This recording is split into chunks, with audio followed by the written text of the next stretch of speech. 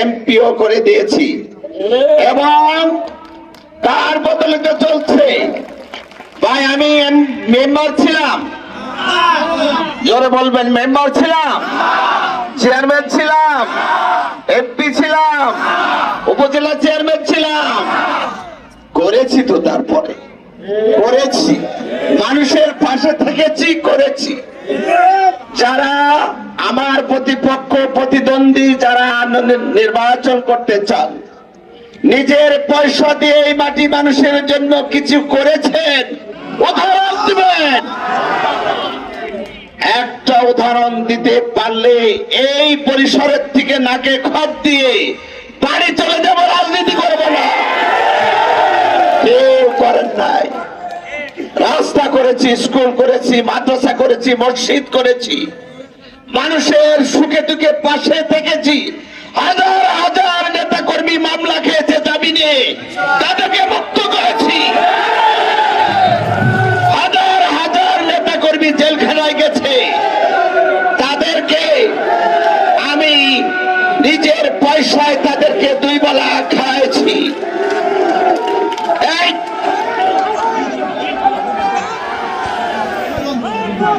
আমার কথা শুনবেন, জবাব দিবেন। অতিরিক্ত এই যে মাইকে কথাবার্তা স্লোগান দিচ্ছেন, এগুলো না, আমার দিকে তাকাবেন। আমি কি করছি? সত্য বললে উত্তর দিবেন, মিথ্যা বললে প্রতিবাদ করবেন। এই অঞ্চলে মানুষের জন্য যা করেছি, আমাদের নেতারা আজকে এই উপজেলার সভাপতি তার চিকিৎসার ব্যয়ভার বহন করেছি। ব্যাংকে তার চিকিৎসা হবে কি হবে না আমি করে দিয়েছি। তাকে ঢাকা মেডিকেলের চিকিৎসার সমস্ত ব্যয়ভার করেছে। আমার নেতাদের কর্মীদের দীর্ঘদিন এমনই ভাবে আগলিয়ে রেখেছি। এই অঞ্চলের সমস্ত মানুষ বলতে পারবে না কারোর সুখে এবং দুঃখে এবং কষ্টে পাশে থাকে, সবাই থেকেছে। এখন নির্বাচন আসছে ধানের শীষের, এখন নির্বাচন আসছে গণতন্ত্র উত্তরণের। এই বৈতরণী আমাদেরকে পার হতেই হবে যে কোনো কারণে। আমরা দীর্ঘ 17 বছর আন্দোলন সংগ্রাম করেছি এই মাটি মানুষের জন্য। আমরা একটা গণতান্ত্রিক বাংলাদেশ প্রত্যাশা করেছি। আমার নেত্রী বেগম খালেদা জিয়া জেল খেটেছে, আমার নেতা তারেক রহমান দীর্ঘদিন যাবৎ প্রবাসে অবস্থান করছেন এই দেশের গণতন্ত্রের জন্য। আজকে আমরা সেই গণতন্ত্রের উত্তরণের এক জায়গায় এসে দাঁড়িয়ে আপনাদেরকে জানাতে চাই, এই দেশের কোন অঞ্চলে কে কি করলো সেটা আমাদের দেখার বিষয় না। আমি জিএসআই 1997 সাল থেকে এই মাটি মানুষের সাথে থেকেছি, কষ্ট করেছি, কর্মীদেরকে উদ্বুদ্ধ করেছি। বিগত 12টা নির্বাচনে 8টা নির্বাচনে এখানে আওয়ামী লীগ জয় করেছে। তখন তো কেউ ধানের শীষের বিজয়ের কথা বলেননি। এই 97 সাল থেকে শুরু করে হাঁটি হাঁটি পা পা করে একটা একটা মানুষকে উদ্বুদ্ধ করে ধানের শীষের গণজোয়ার তৈরি করেছি।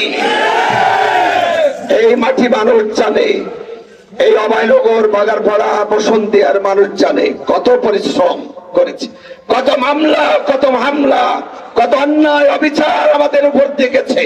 তারপরেও এই মাটি মানুষ রুখে দাঁড়িয়েছে বাংলাদেশের একটা নতুন স্বপ্ন নিয়ে।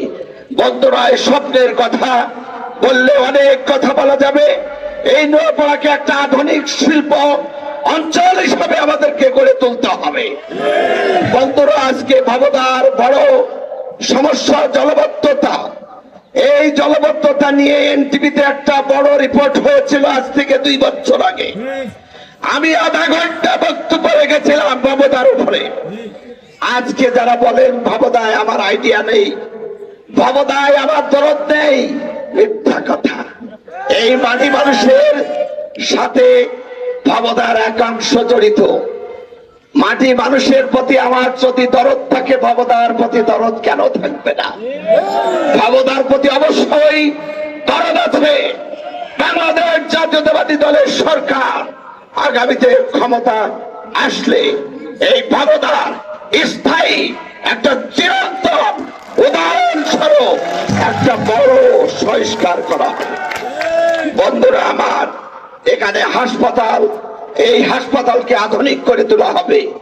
বন্ধুরা, এই অঞ্চলের মানুষকে আরো আধুনিক করে তোলা হবে।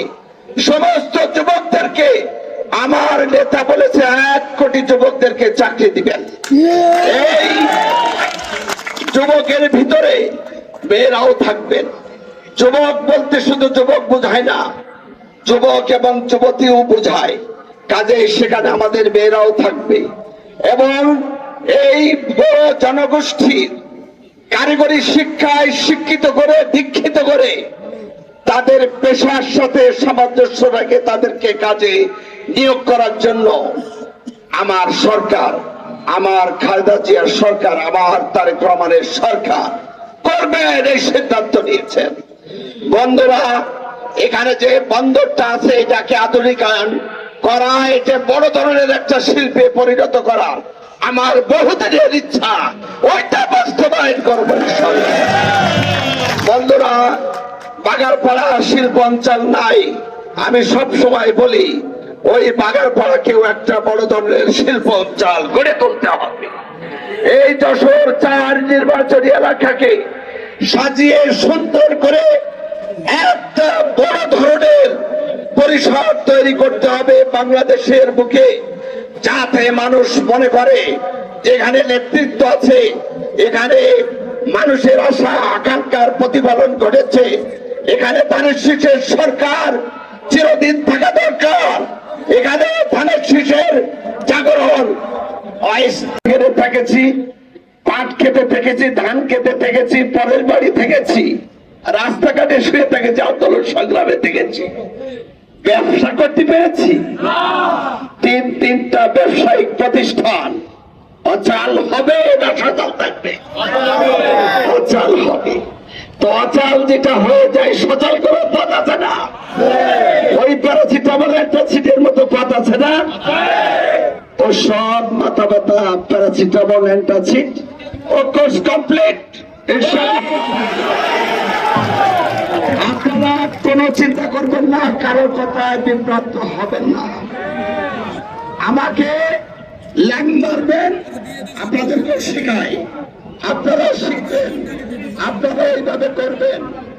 আমাকে ল্যাং মারবেন, আমি পড়ে যাব, আমি পিছনে তাকাবো না কি ল্যাং মেরেছেন, আমি করবোটা কি, আমি কত জোরে উঠতে পারি এবং দৌড়ে আমার গন্তব্যে যেতে পারি, আমি তাই করব। আমি সেটাই করছি। আমার ওই পিছনে তাকানোর দরকার নেই, দেখার দরকার নেই। আমার টার্গেট একটাই, নির্বাচন, তাদের শীত বিজয়। আমরা সেটা সবাইকে ধন্যবাদ জানিয়ে, আমার পক্ষ থেকে অভিনন্দন এবং শুভেচ্ছা জানিয়ে আমি আমার বক্তব্য শেষ করছি।